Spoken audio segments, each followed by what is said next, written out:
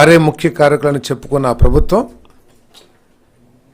15 August 2023 తర్వాత వారి సర్వీసెస్ని పొడిగించుకోకుండా ఎందుకు మోసం చేసిందో కూడా అర్థం కాని పరిస్థితి. వారి సర్వీస్లో ఉన్నారో లేదో కూడా అర్థం కాని పరిస్థితి.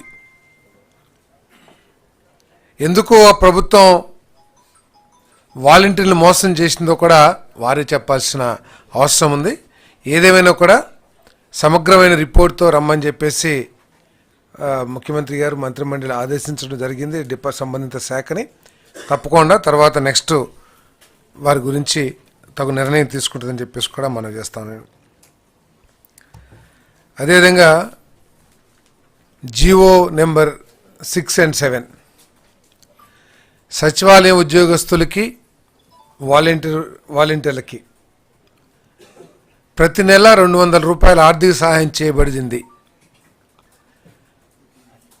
దేనికోసమంటే న్యూస్ పేపర్ కొనుక్కోవటం కోసం. న్యూస్ పేపర్ కొనుక్కోవటం కోసం 200 రూపాయలు ప్రతి ఒక్కరికి కూడా ఆర్థిక సాయం చేయడం జరిగింది.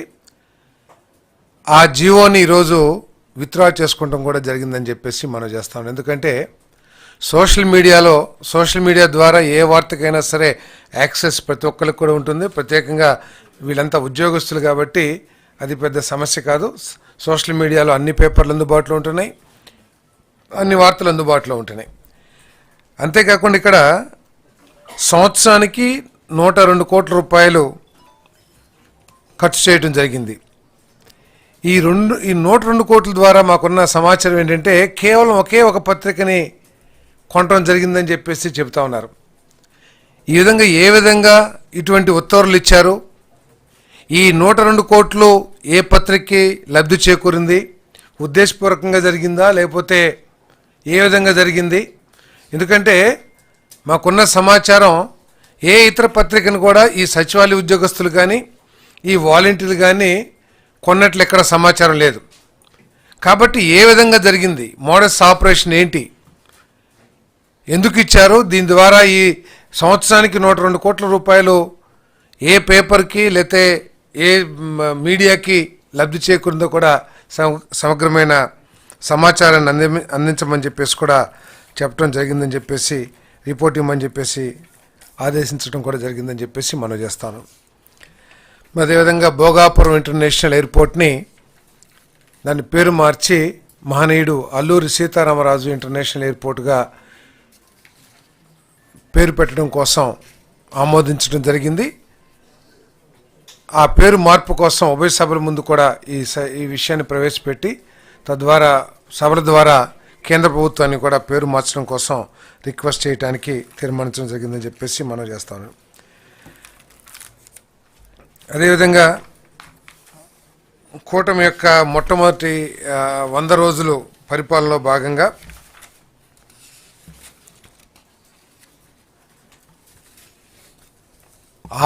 ప్రజల ఆరోగ్యానికి అత్యంత ప్రాధాన్యతనిస్తూ ST elevation myocardial infarction STEMI కార్యక్రమాన్ని ప్రారంభించడానికి మంత్రిమండలి ఆమోదించిందని చెప్పేసి మనం చేస్తాను. దీని ద్వారా ప్రాణాంతకమైన ఏదైతే ఉన్నాయో జబ్బులు ఉన్నాయో, కార్డియాక్ కానివ్వండి, క్యాన్సర్ కానివ్వండి, వీటన్నిటికీ అనుమానం రాగానే వాళ్ళంతా కూడా ఇన్వెస్టిగేషన్ చేసుకోవటానికి, పరీక్షలు నిర్వహించుకోవటానికి ప్రభుత్వ హాస్పిటల్లో తగు చర్యలు తీసుకోవటం కోసం ఈ కార్యక్రమాన్ని ప్రారంభిస్తామని చెప్పేసి మనం చేస్తాను.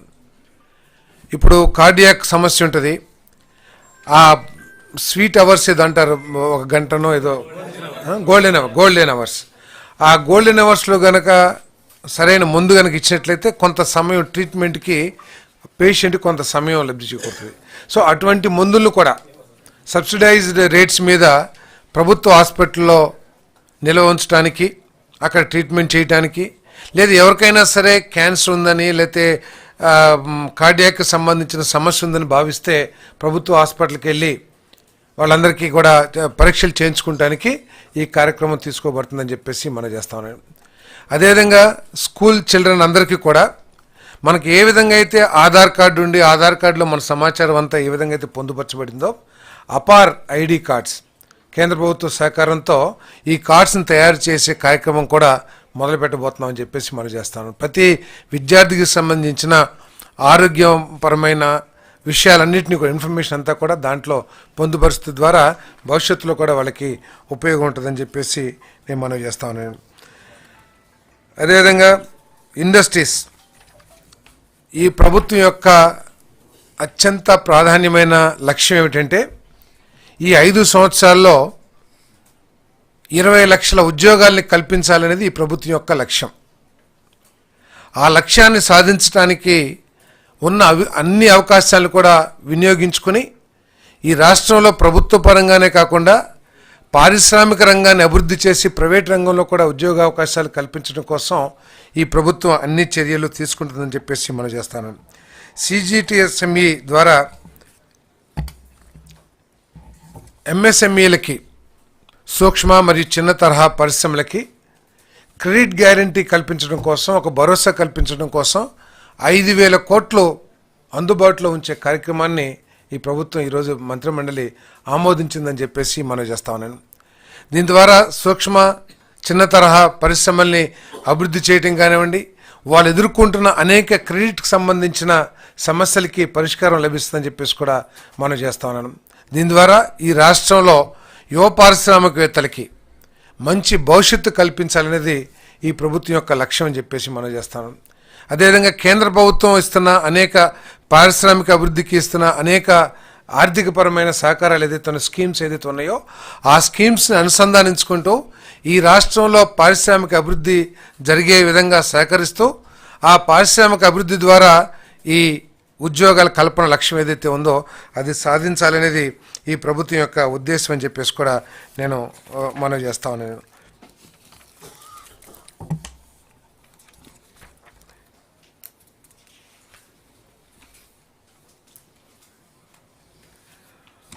హోంశాఖ మన మాజీ సైనికులు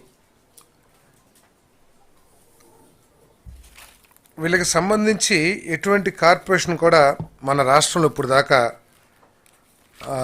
ఏర్పాటు చేయలేదు. కేవలం 6 రాష్ట్రాల్లో మాత్రమే ఇటువంటి కార్పొరేషన్స్ని ఏర్పాటు చేయడం జరిగింది. ముఖ్యంగా మహారాష్ట్రలో ఈ కార్పొరేషన్ ద్వారా వాళ్ళందరూ కూడా బాగా లబ్ధి పొందుతున్న విషయాన్ని కూడా ఈరోజు చర్చించడం జరిగిందని చెప్పేసి నేను మనవి చేస్తాను. నేను మరి కార్పొరేషన్ ఇక్కడ ఏర్పాటు చేయడమే కాకుండా మొట్టమొదటి విడతగా 10 కోట్ల రూపాయలని కార్పొరేట్ ఫండ్గా కూడా ప్రభుత్వం ఇవ్వడానికి నిర్ణయించిందని చెప్పేసి మనం చేస్తా ఉన్నాను. రాబోయే రోజుల్లో అవసరమైతే ఇంకా ఎక్కువగా కూడా, ఎందుకంటే ఈ ఎక్స్ సర్వీస్ మెన్స్లో ఉట్టి సెక్యూరిటీ గార్డ్సే కాదు, ఇంజనీర్స్ ఉంటారు, డాక్టర్స్ ఉంటారు, నర్సులు ఉంటారు, అన్ని రకాలకు సంబంధించిన వ్యక్తులు ఉంటారు. కాబట్టి వారి సేవల్ని మనం వినియోగించుకోవటానికి ఉపయోగంగా ఉంటుంది. ఈ కార్పొరేషన్ ద్వారా వెళ్తే ఒక వ్యవస్థ ఏర్పడుతుంది.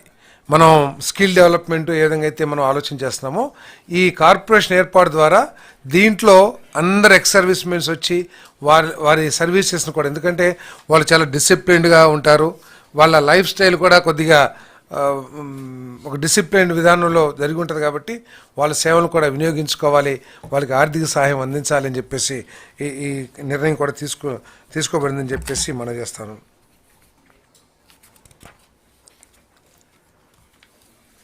అదేవిధంగా మన యూనివర్సిటీ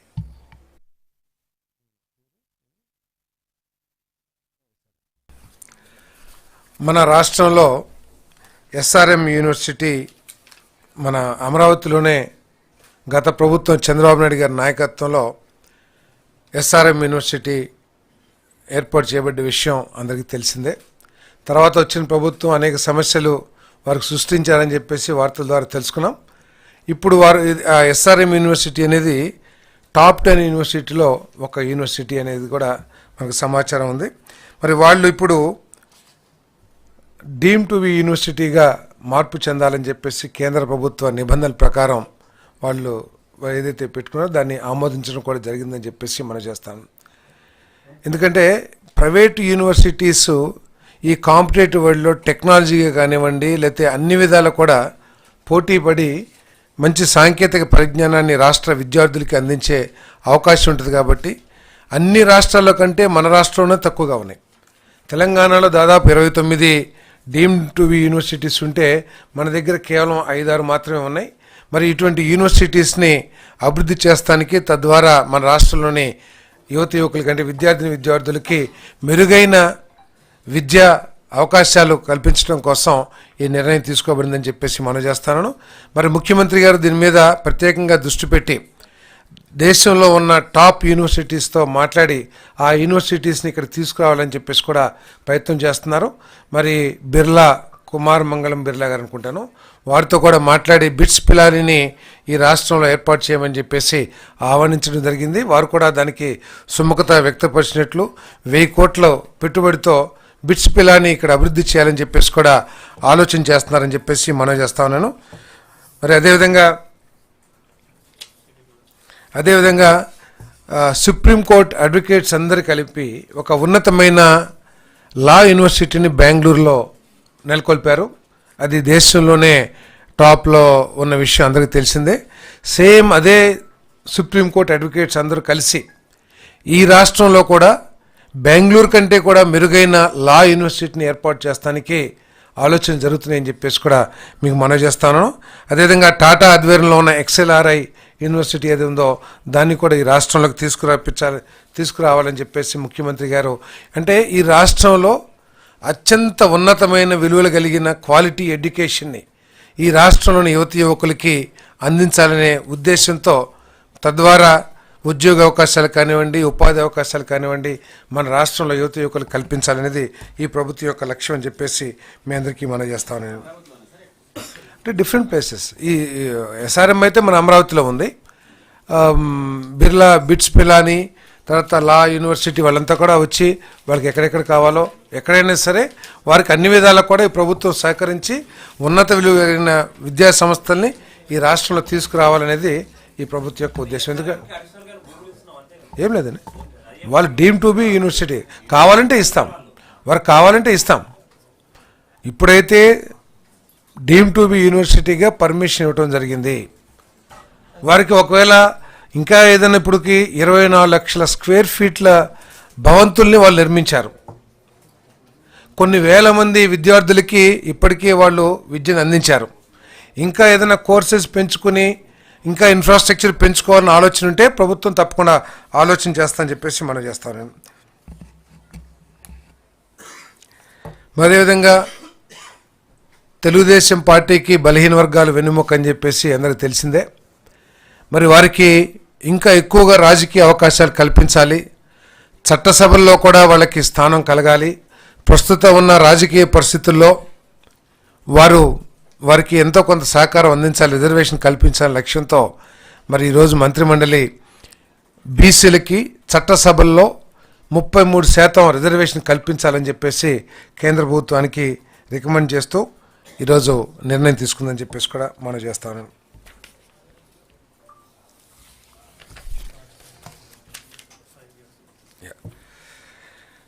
రాష్ట్రంలో ఇంకొక మరొక ఇంపార్టెంట్ ముఖ్యమైన సమస్య కానివ్వండి, లేకపోతే నిర్లక్ష్యానికి గురి కాబడుతున్న సెక్షన్ కానివ్వండి, కౌలు రైతులు. వేల కోట్ల రూపాయలు, లక్షల కోట్ల రూపాయలు SLBC వాళ్ళంతా కూడా రైతు రుణాలు ఇస్తున్నారు, ఇవ్వట్లేదని చెప్పలేం. కానీ అవన్నీ కూడా రైతులకు అందుతున్నాయి. కానీ ఎక్కువగా వ్యవసాయం చేస్తుంది కౌలు రైతులు. బీసీలు, ఎస్సీలు, ఎక్కువగా భూమి లేని నిరుపేదలు, వీళ్ళందరూ కూడా ఎక్కువగా కౌలు వ్యవసాయం చేస్తూ ఉన్నారు. వాళ్ళకి నేరుగా ఆర్థిక సహాయం బ్యాంకుల నుంచి కానివ్వండి, నిబంధనల మూలంగా ప్రభుత్వం తరపు నుంచి కానీ అందట్లేదనేది అందరి చాలామంది అభిప్రాయం. సో వారికి న్యాయం చేయాలనే లక్ష్యంతో ఈ కౌలు కార్డులు ఏదైతే ఉన్నాయో వాటి ప్రొఫార్మాని మార్చాలని చెప్పేసి మరి ఈ ప్రభుత్వం నిర్ణయించిందని చెప్పేసి ఈ సందర్భంగా నేను తెలియజేస్తా ఉన్నాను.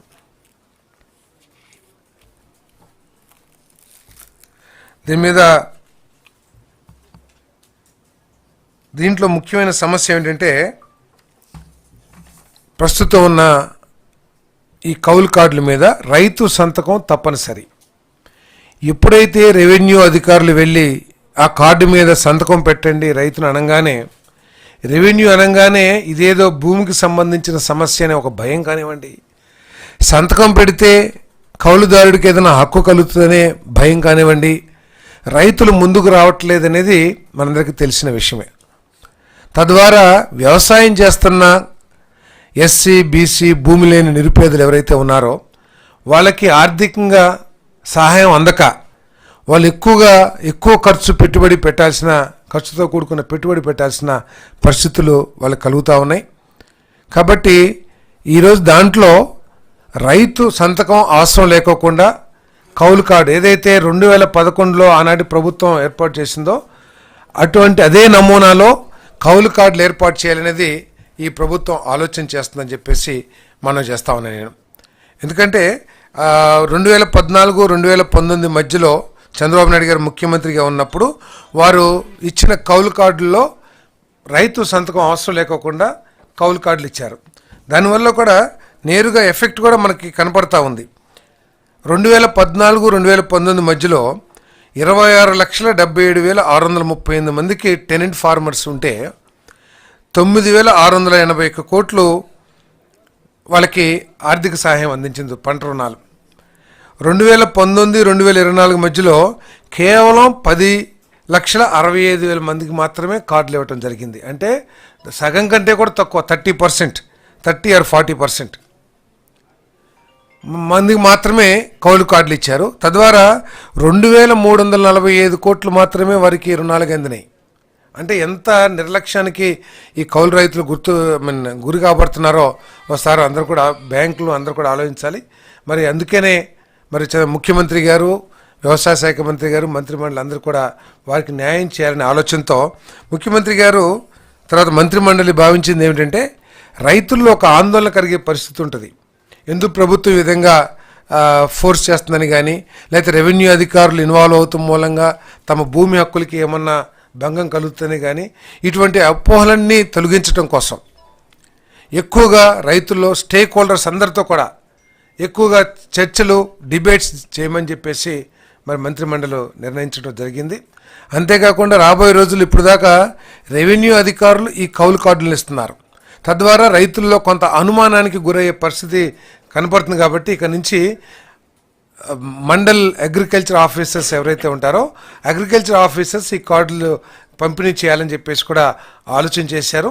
రైతులకి ఎట్టి పరిస్థితుల్లో ఎటువంటి నష్టం లేకోకుండా, వారి భూమి హక్కులకి ఎటువంటి నష్టం కలుక్కోకుండా ఈ కార్డులను ఇవ్వాలని చెప్పేసి ఈ విషయాన్ని ప్రజల్లోకి బాగా ఎక్కువగా తీసుకువెళ్ళి వాళ్ళకున్న అపోహలని తొలగించాలని, మరి కొంతమందికి రైతు హక్కు తర్వాత కౌలుదారుల హక్కు మీద కూడా అనేక అపోహలు ఉన్నాయి. కాబట్టి వాటన్నిటికీ మరి పరిష్కారం తొలగించాలని చెప్పేసి కూడా ప్రభుత్వం నిర్ణయించిందని చెప్పేసి మనం చేస్తాను. త్వరలో ఆ కార్డులు వచ్చే రబీకి ఇవ్వాలని కూడా ఆలోచన చేస్తామని చెప్పేసి మనం చేస్తాను.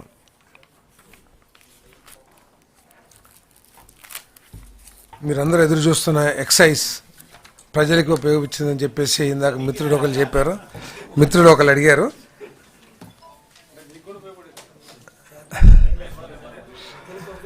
సరే, ఇది గత ప్రభుత్వం ఈ ఎక్సైజ్ విధానాన్ని పూర్తిగా భ్రష్టు పట్టించింది. కేవలం స్వార్థం కోసమే ఎక్సైజ్ పాలసీ తయారు చేయబడింది. ప్రజల ఆరోగ్యాన్ని కూడా లెక్క చేయకోకుండా కేవలం సంపాదనే లక్ష్యంగా గత ప్రభుత్వం ఎక్సైజ్ విధానాన్ని అమలుపరిచింది అనే విషయం ప్రజలందరికీ కూడా తెలిసిందే.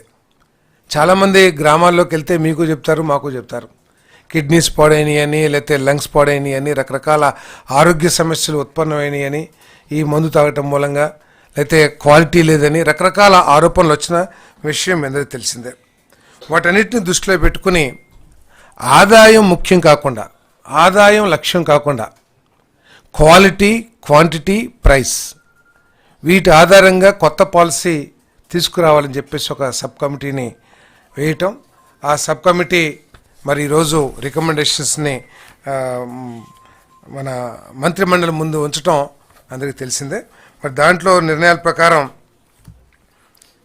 అన్నిటికంటే ముఖ్యమైనది 99 రూపాయలకి క్వాలిటీ మద్యాన్ని అన్ని బ్రాండ్లు కూడా అందించాలని చెప్పేసి ప్రభుత్వం నిర్ణయించిందని చెప్పేసి మీకు మనవి చేస్తాను.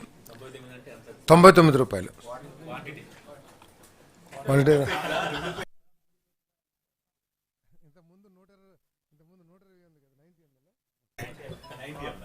90 ml.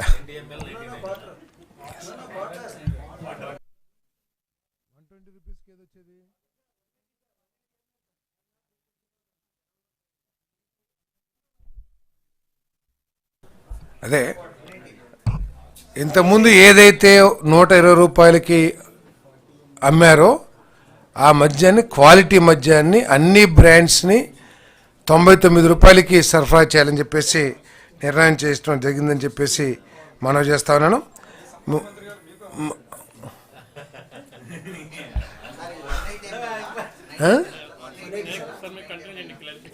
క్లారిఫికేషన్ ఇస్తారు మీకు. తర్వాత ఇంకొక ముఖ్యమైన నిర్ణయం ఏంటంటే గీత కులాలకి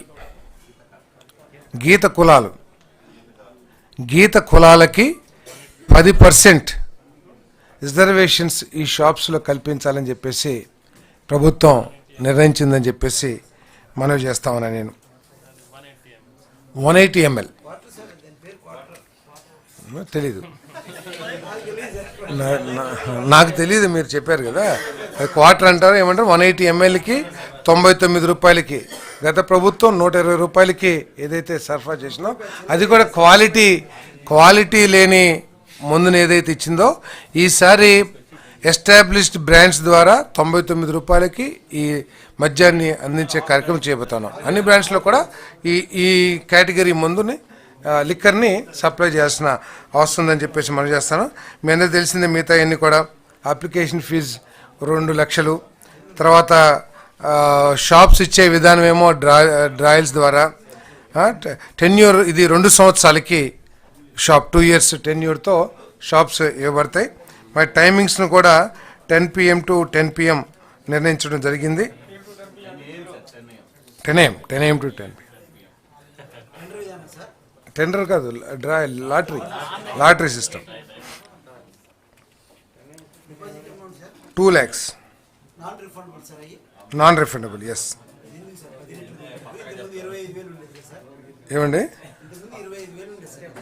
ఏమండి మీరు ప్రజల దగ్గర నుంచి రక్తం పిండుతుంటే మీరేం మాట్లాడేది, కానీ వ్యాపారస్తుల దగ్గర కొంత ఎక్కువ అమౌంట్ తీసుకుంటే బాధపడాల్సిన అవసరం ఉందని చెప్పేసి నేను భావిస్తాను.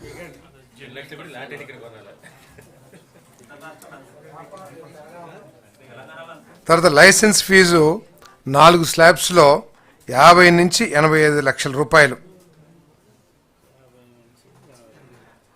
తర్వాత ప్రాఫిట్ ఏమో 20% మార్జిన్ తో పాలసీ నిర్ణయించబడింది. తర్వాత పాపులేషన్ బట్టి, జనాభాను బట్టి ఎన్ని షాపులు అనేది నిర్ణయించడం జరిగిందని చెప్పి మనం చేస్తాము. అదేవిధంగా ప్రీమియర్ షాప్స్ కూడా 12 షాప్స్ని ఈ రాష్ట్రంలో ఏర్పాటు చేయాలని చెప్పేసి నిర్ణయం చేశారు. దానికి 5 years లైసెన్స్ పీరియడ్, తర్వాత 1 crore fee, non refundable 15 lakhs fee. తిరుపతిలో ఈ షాప్స్ని ఓపెన్ చేయమని కూడా మనం చేస్తున్నాం. తిరుపతిలో ఈ షాప్ని ఓపెన్ చేయరు, ఉండదు. తిరుపతిలో ఉండదు, మిగతా సిటీస్లో పెడతారు. Okay, Tirupati. Yes, premium shop ఏదైతే ఉందో ఈ ప్రీమియం షాప్స్. తర్వాత ఈ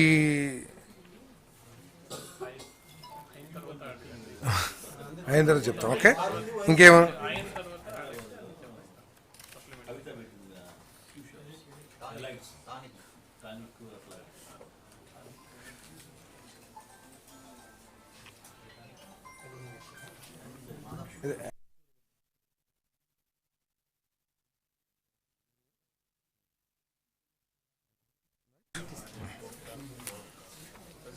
ఇంకేమన్నా ఇంతనా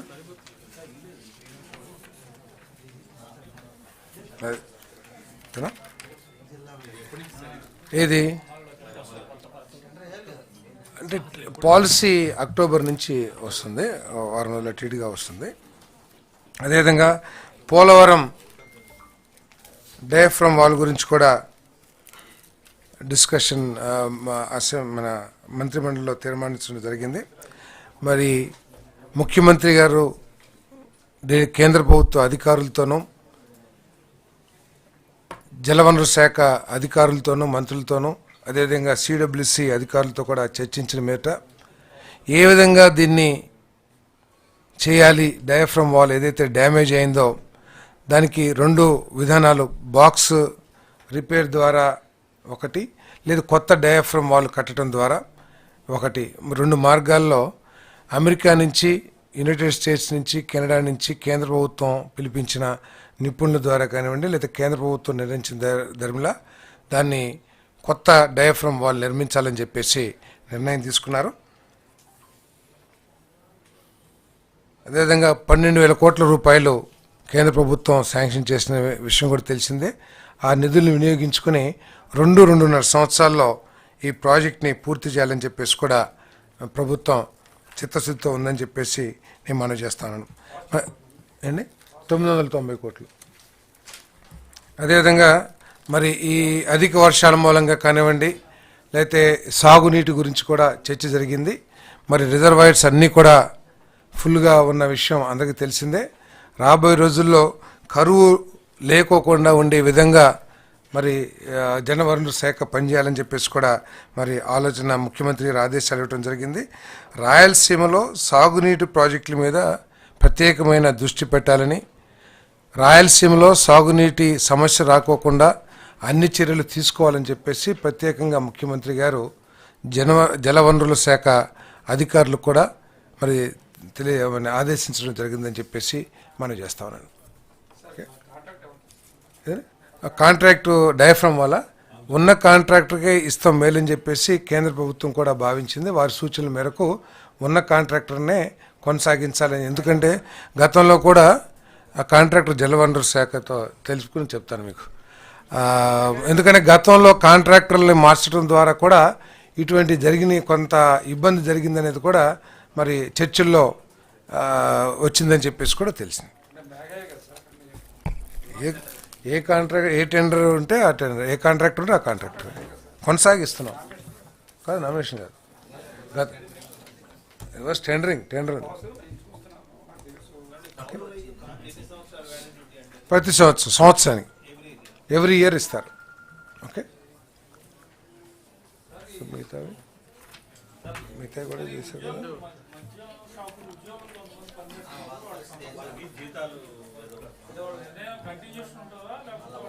ఇక ప్రైవేట్కి ఇచ్చేసిన తర్వాత ప్రభుత్వ ఉద్యోగస్తులు ఏ విధంగా కంటిన్యూ అవుతారో వాళ్ళదేం మరి ఆ రోజు ఏ విధంగా ప్రభుత్వం నిర్ణయం చేసిందో దాని గురించి చర్చ లేదు. ప్రైవేట్ పరం అయిపోతుంది కాబట్టి వాళ్ళు ఉండకపోవచ్చు. వాళ్ళనే మళ్ళీ వీళ్ళు ఏమైనా ప్రైవేట్ వాళ్ళు తీసుకుంటే తీసుకోవచ్చు. సో మన దీని గురించి కూడా మన వరదల్లో జరిగిన నష్టం గురించి, వాళ్ళకి అందించే నష్టపరిహారం గురించి కూడా చర్చ జరిగింది. ఆల్రెడీ మీకు ఆ సమాచారం ఉంది కదా, అందుకే. అవును, స్టెమీ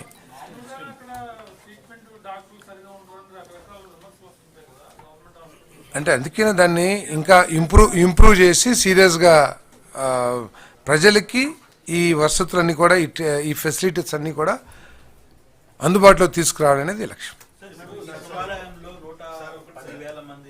1,10,000 సచివాలయం కదా, వాలంటీర్స్ కదా. అదే వాళ్ళ గురించి డిఫర్ చేశాం. ఏదైతే తీర్మానం ప్రవేశపెట్టారో అంటే కాదు, దాని మీద వద్దని కాదు, వాలంటీర్ వ్యవస్థ, సచివాలయ వ్యవస్థ, గవర్నమెంట్ డిపార్ట్మెంట్స్ ఇంటిగ్రేట్ చేస్తూ ఒక సమగ్రమైన ఒక పాలసీ లాగా కానీ ఒక విధానం కానీ నెక్స్ట్ ప్రవేశపెట్టమన్నారు, సబ్మిట్ చేయమన్నారు. దాని గురించి ఏమీ చర్చ పర్మనెంట్ అదేమి లేదు, అదేమి చర్చ జరగలేదు. అంటే మరి దాని ఇంటిగ్రేట్ పాలసీ ఒకటి తీసుకురమ్మన్నారంటే వాడుకుంటారనే భావిస్తా ఉన్నాం. దాని గురించి చర్చ కానీ నిర్ణయం కానీ తీసుకోలేదు కాబట్టి ఇప్పుడు ఏం చెప్పలేం. బట్ నెక్స్ట్ ఎప్పుడైతే ఇంటిగ్రేట్ చేస్తూ ఒక పాలసీ, సమగ్రమైన పాలసీ వస్తుందో అప్పుడు చెప్పగలుగుతాం. అది డీమ్డ్ అక్కడ మెడ్రాస్లో డీమ్డ్ యూనివర్సిటీ, అది వేరు ఇది వేరు వేరు. సార్ ఇప్పుడు గ్యాస్ సిలిండర్లకు సంబంధించి కానీ బస్సుకు సంబంధించి కానీ బస్సులకు మహిళలకు వీటి డిస్కషన్ ఏమైనా వచ్చిందా? మంత్రులను అడిగినప్పుడు మంత్రులు దీని వైపు ఈరోజు మంత్రి మండలి ఎజెండాలో అయితే అది లేదు. ఓకే, అది డిస్కస్ చేసినప్పుడు, అది నిర్ణయం తీసుకున్నప్పుడు ఫస్ట్ మీకే తెలియజేస్తాం. ఏం లేదు, చెప్పండి. ఎస్ఆర్ఎం యూనివర్సిటీ డీమ్డ్ యూనివర్సిటీగా చేయడం మంచిది ప్రతిపాదన సార్. కాకపోతే ఇది పేదవాడికి కనీసం ఒక్క రూపాయికైనా, అంటే ఆ యూనివర్సిటీ పేదవాడికి అసలు పనికొచ్చే యూనివర్సిటీ కాదండి. అవునా? లోపలికి కూడా రాని పేదవాడికి అంటే వాళ్ళు యూజీసీ రూల్స్ ప్రకారం, గవర్నమెంట్ ఆఫ్ ఇండియా రూల్స్ ప్రకారం ఎంసెట్ లో క్వాలిఫై లేదు. అది ఎంసెట్ మన ఆంధ్రప్రదేశ్ ఎంసెట్ రాసామనుకోండి, దానిలో వెళ్ళడానికి క్వాలిఫై లేదు. అంటే కొన్ని డీమ్ టు బి యూనివర్సిటీలో వాళ్ళ ఓన్ ఎగ్జాము, వాళ్ళ ఓన్ కరికులం పెట్టుకునే అవకాశాలు చట్టమే కల్పించింది. బహుశా వాళ్ళు దీంట్లోకి రారా, జేఈలోకి? సార్ గత గవర్నమెంట్ ఇట్లాంటి కేఎల్ గానీ ఎస్ఆర్ఎం గానీ లేకపోతే ఇంకొక ఎంసెట్ కన్వెనబుల్, అంటే ఎంసెట్ రాసిన విద్యార్థులు దానిలో ప్రవేశం ఉంటేనే మేము ఇక్కడ దీనికి సంబంధించి అరేంజ్ చేస్తాం. లేకపోతే అరేంజ్ చేయమని డైరెక్ట్. ఇప్పుడు సరే, సీఎం గారు ఏదైనా చెప్పొచ్చు, ఆఖరికి దానికి రోడ్డు కూడా వేయలేదని చెప్పేసి కూడా ఎస్ఆర్ఎంఎల్ స్టేట్మెంట్ కూడా ఇచ్చారు. మాకు ఇంత పెద్ద ఇన్ని వేల కోట్ల రూపాయలు పెట్టుబడి పెట్టి మీ రాష్ట్రంలోకి యూనివర్సిటీ పెట్టాము, కానీ దానికి రోడ్డు అటువంటి మౌలిక వసతులు కల్పించట్లేదు అని కూడా చెప్పారు. ఆయన పక్కన పెడదాం. గవర్నమెంట్ ఆఫ్ ఇండియా రూల్స్ ప్రకారం ప్రైవేట్ యూనివర్సిటీ స్థాపించుకోవడానికి అవకాశాలు ఉన్నాయి, డీమ్ టు బి యూనివర్సిటీస్. ఆ యూనివర్సిటీస్ వాళ్ళ ఓన్ కరికులం, వాళ్ళ ఓన్ ఎంట్రన్స్ ప్రొసీజర్స్ అమలు చేసుకున్న చట్టం అవకాశం కల్పించినప్పుడు ఎందుకు కల్పలేదు? మీరు చెప్పిన ఏదో పేదవాళ్ళకి ఏదైతే మీరు చెప్పారో తప్పకుండా ప్రభుత్వం దృష్టికి తీసుకెళ్తాం.